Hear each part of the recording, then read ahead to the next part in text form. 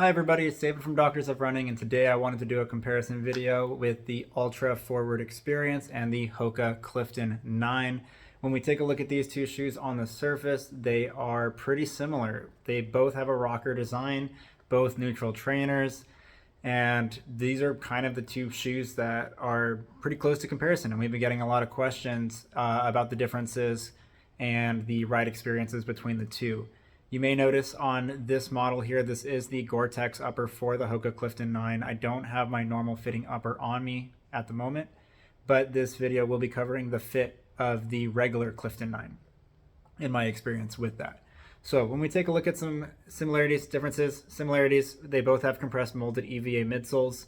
When we look at stack height differences, there are some stack height differences. So the Altra FWD Experience has 32 millimeters of stack in the heel, 28 millimeters of stack in the forefoot, men's size 9, 8.5 ounces.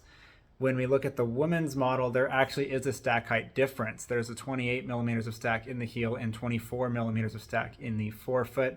I will be speaking on behalf of this model for today. I believe it's 7.1 ounces for the women's model, women's size 8.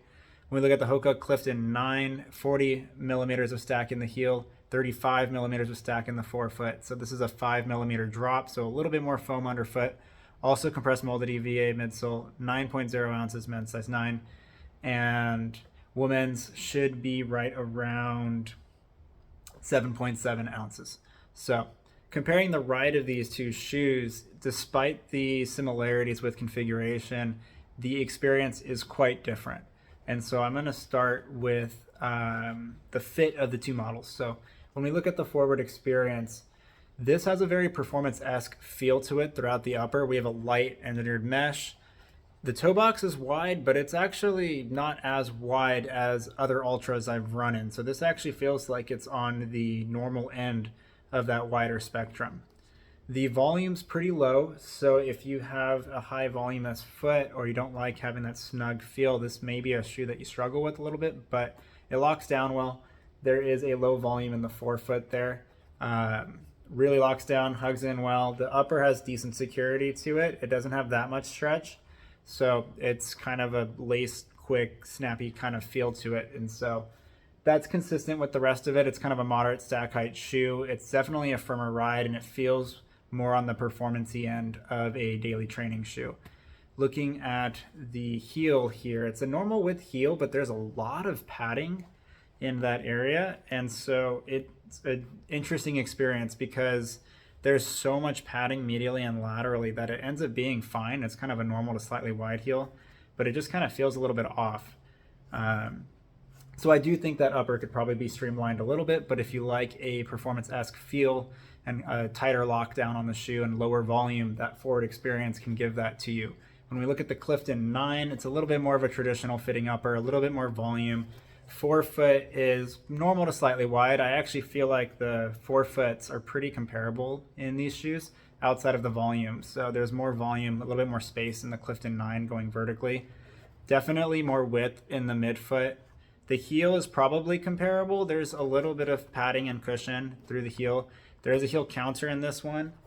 The FWD Experience doesn't. They have a reinforcement little strip here, and there's a lot of padding under there and a very, very shallow heel counter, but it's pretty much non-existent. So it's a pretty flexible heel there. So you have a little bit more structure in the Clifton, but a little bit more of a traditional design. Normal width in the heel, normal width in the midfoot.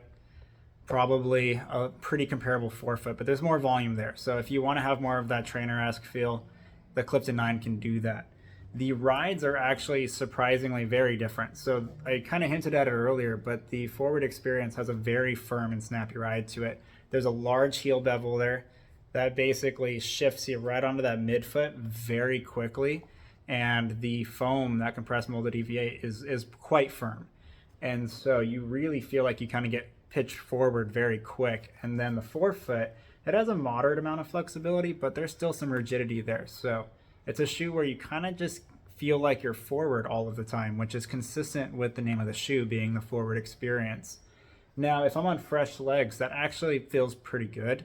But there was one run where I was post 20 plus mile long run the day before. My legs were very tired and I didn't like the shoe that day because I just felt like I was sore in my calves, glutes, everything. I didn't feel like I wanted to be forward the whole time. With that said, I do actually like it for daily mileage. It's actually been a pretty nice shoe to log anywhere between 5 and 11-ish miles.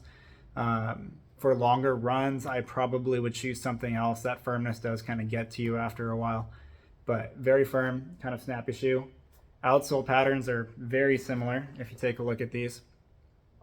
So rubber on the posterior lateral heel and in the forefoot, exposed compressed molded EVA in the midfoot there. When we look at the Clifton 9, there's definitely more give to the foam in this shoe. It does have a little bit more bounce than previous Cliftons, but this shoe still has a lot of cushion, stiff forefoot. There's some flex grooves, but it's definitely more of that kind of rocker profile, a lot of foam underfoot.